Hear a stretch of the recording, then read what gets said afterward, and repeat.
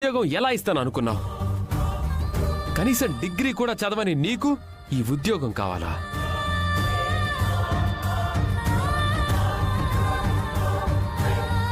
నీ ఫ్రెండ్ని ఇంకో ప్రశ్న వేయమంటావా? ఇంకో అవకాశం ఇవ్వమంటావా? వద్దు బాస్, అది అడిగితే ఆ శరత్ చంద్ర లాంటివి 100 ఇస్తాడు.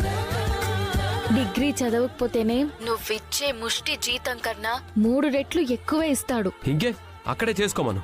చేసుకోలేక నీదాకా వచ్చిందనుకుంటున్నావా? అది ఆ ఇంటి నుండి కోరుకుంటుంది ఆయన ప్రేమని మాత్రమే, వాళ్ళ ఆస్తి అంతస్తుల్ని కాదు. నీ ప్రాణానికి దాని ప్రాణం అడ్డేసినందుకు దానికి ఇలాంటి శాస్తి జరగాలి.